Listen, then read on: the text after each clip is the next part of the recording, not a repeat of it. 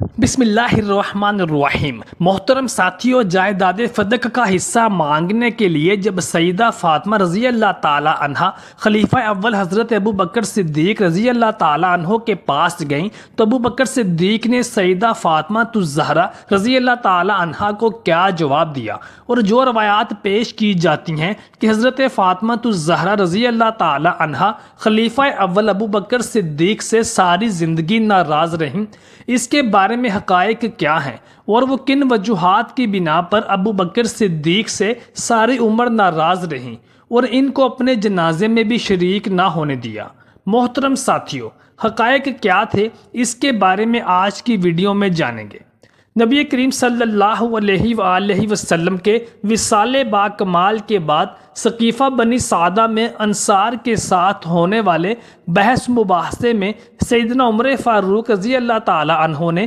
حضرت ابو بکر صدیق رضی اللہ تعالی عنہ کو خلیفہ نامزد کر کے ان کے ہاتھ پر بیعت کی۔ اس طرح سے ابو بکر صدیق اسلام کے پہلے خلیفہ اور مسلمانوں کے امیر المومنین مقرر ہوئے۔ امیر المومنین کی ذمہ داریاں سنبھالنے کے بعد جب اسلامی سلطنت جو کہ دن بہ دن پھیل رہی تھی اور اللہ تعالیٰ فوج در فوج لوگوں کو اسلام میں داخل کر رہا تھا اور اسلامی افواج یکے بعد دیگرے بہت سے ممالک اور علاقے فتح کر رہی تھیں اور اسلام بہت زیادہ پھیل رہا تھا، ایسے موقع پر اسلامی سلطنت کے انتظام و انصرام کو سنبھالنے کے لیے جب مال اور دولت کی ضرورت پیش آئی تو خلیفہ اول ابو بکر صدیق رضی اللہ تعالی عنہ نے صحابہ کرام علیہ اجمعین کو ایک اجتماع کے لیے اپنے پاس حاضر کیا اور ان سے مشاورت کی کہ نبی کریم صلی اللہ علیہ وآلہ وسلم اپنی حیات مبارکہ میں یہ تمام مخراجات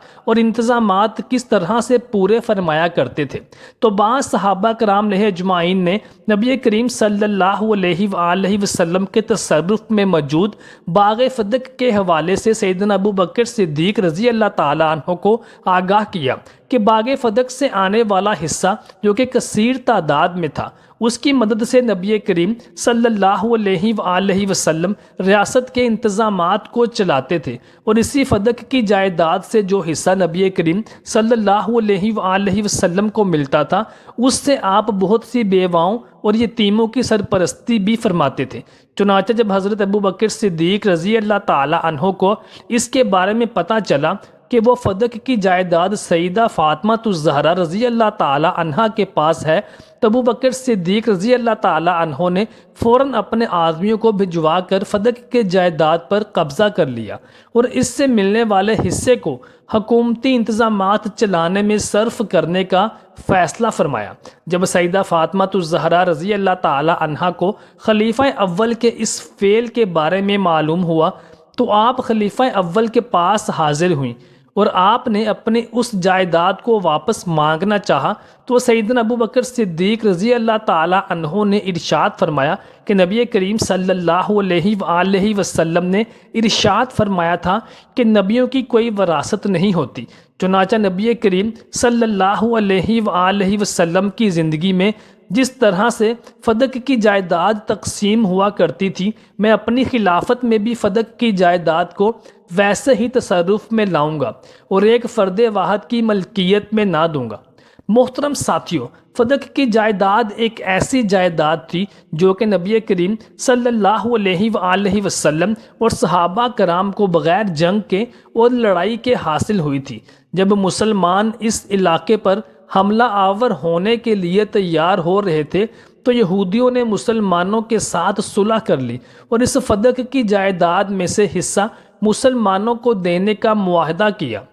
اس معاہدے کی روشنی میں نبی کریم صلی اللہ علیہ وآلہ وسلم اس پوری جائیداد کے مالک اور ذمہ دار تھے، اور آپ صلی اللہ علیہ وآلہ وسلم کی حیات مبارکہ میں اس جائیداد کا سارا مال نبی کریم صلی اللہ علیہ وآلہ وسلم کے حکم سے محتاجوں اور غریبوں میں تقسیم ہوا کرتا تھا، اور حکومتی اور ریاستی انتظامات کو چلانے میں اس مال کا تصرف ہوتا تھا۔ اس لیے ابو بکر صدیق رضی اللہ تعالی عنہ نے سیدہ فاطمہ رضی اللہ تعالی عنہ کو اس ضمن میں جواب دیا کہ نبی کریم صلی اللہ علیہ وآلہ وسلم جس طرح سے اس جائیداد کو استعمال کرتے تھے، میں بھی اس کے معاملات کو ویسے ہی چلاؤں گا۔ اہل شیعہ کی بہت سی روایات میں یہ روایات بھی ملتی ہیں کہ سیدہ فاطمہ الزہرا رضی اللہ تعالی عنہ سیدنا ابو بکر صدیق رضی اللہ تعالی عنہ کے اس فعل سے ان سے ناراض ہو گئی تھیں، اور آپ نے وصیت فرمائی تھی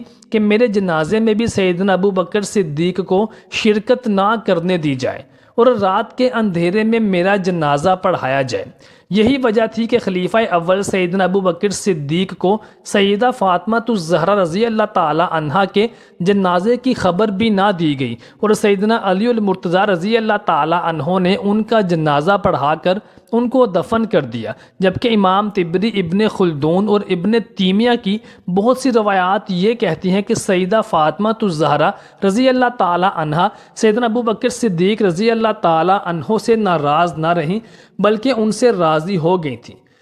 امام ظاہری رحمۃ اللہ علیہ فرماتے ہیں کہ سیدنا ابو بکر صدیق رضی اللہ تعالی عنہ اس معاملے میں حق پر معلوم ہوتے ہیں، کیونکہ انہوں نے امیر المومنین ہونے کے ناطے سے سیدہ عائشہ صدیقہ رضی اللہ تعالی عنہا جو کہ ان کی حقیقی صاحبزادی تھیں اور نبی کریم صلی اللہ علیہ وآلہ وسلم کی لاڈلی اور چہیتی اہلیہ بھی تھیں، ان کو بھی کسی قسم کا حصہ یا وظیفہ نہ دیا تھا۔ اہل سنت کے نزدیک نبی کریم صلی اللہ علیہ وآلہ وسلم نے فدق حضرت فاطمہ الزہرا رضی اللہ تعالی عنہ کو ہبہ یعنی تحفہ نہیں دیا تھا۔ اس حوالے سے شیعہ قرآن مجید کی اس آیت کریمہ کا تذکرہ کرتے ہیں جس کا ترجمہ یہ ہے کہ اور قرابت داروں کو ان کا حق ادا کرو، اور کہتے ہیں کہ اس آیت کے نازل ہونے کے بعد رسول کریم صلی اللہ علیہ وآلہ وسلم نے سیدہ فاطمہ الزہرا رضی اللہ تعالی عنہا کو فدق ہبہ کر دیا تھا۔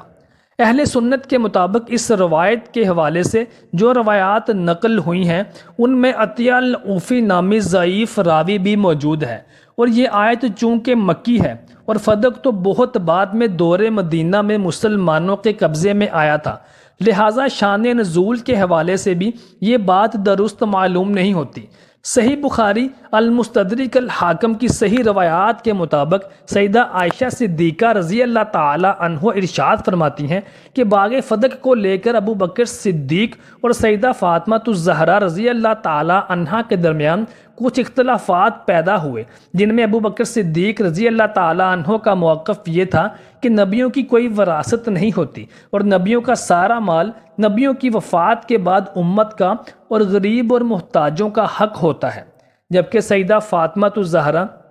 رضی اللہ تعالی عنہا کا یہ کہنا تھا کہ قرآن مجید کی آیت کریمہ کے مطابق اپنے رشتہ داروں اور قرابت داروں کو ان کا حق دو۔ وہ اس آیت کریمہ کے مصداق باغ فدق کی جائیداد آل فاطمہ اور آل رسول صلی اللہ علیہ وآلہ وسلم کی ملکیت خیال کرتی ہیں۔ اس معاملے پر فاطمہ ابو بکر صدیق سے ناراض ہو گئیں اور اپنی وفات تک ان سے کلام نہیں کیا، یہاں تک کہ ان کی وفات کے بعد ان کی وصیت کے مطابق ان کا جنازہ رات کو پڑھایا گیا، جس کے بارے میں ابو بکر صدیق کو خبر بھی نہ دی گئی۔ اہل سنت کی کچھ روایات کے مطابق ابو بکر صدیق رضی اللہ تعالی عنہ نے بعد میں سیدہ فاطمہ الزہرا رضی اللہ تعالی عنہا سے صلح کی کوشش جاری رکھی، یہاں تک کہ وہ ان سے ناراض نہ رہیں۔ اس سلسلے میں اہل سنت اور اہل تشیع میں پہلا اختلاف یہ ہے کہ اہل سنت کے مطابق ابو بکر صدیق نے یہ فیصلہ ایک حدیث کی بنیاد پر دیا جس کے مطابق نبی صلی اللہ علیہ وآلہ وسلم نے ارشاد فرمایا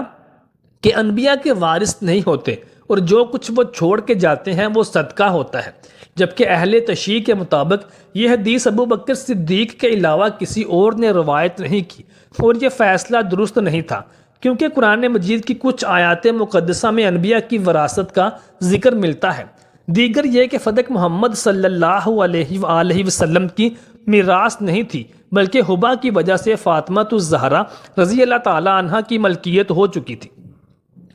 اہل سنت اور اہل تشیع میں دوسرا اختلاف یہ ہے کہ اہل سنت کے مطابق وفات تک فاطمہ ابو بکر صدیق سے ناراض نہ تھیں اور صلح ہو چکی تھی، جبکہ اہل تشیع کے مطابق وہ وفات تک ناراض رہیں اور تاحیات ابو بکر صدیق سے کلام نہیں کیا، اور انہوں نے وصیت کی تھی کہ وہ ان کے جنازے میں بھی شریک نہ ہوں، اور ابو بکر صدیق ان کے جنازے میں شریک بھی نہیں ہو سکے تھے۔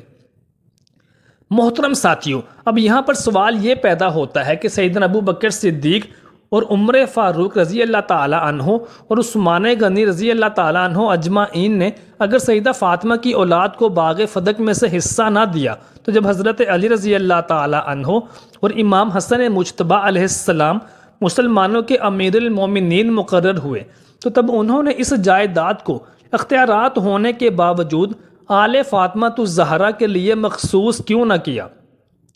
بلکہ حضرت علی علیہ السلام اور امام حسن علیہ السلام نے بھی پہلے خلفائے راشدین کی طرز پر فدق کی جائیداد کو اسی تصرف میں رکھا جس تصرف میں نبی کریم صلی اللہ علیہ وآلہ وسلم اور باقی خلفائے راشدین نے رکھا، یعنی فدق کی جائیداد سے عام مسلمانوں کی اور اسلامی ریاست کی فلاح و بہبود کا کام لیا جاتا تھا، اور اس میں سے آل فاطمہ الزہرا کو بھی ایک مخصوص حصہ اور وظیفہ دیا جاتا تھا۔ محترم ساتھیوں، کمنٹ سیکشن میں اپنی آراء سے ضرور آگاہ کیجیے گا اور ہماری ویڈیو کو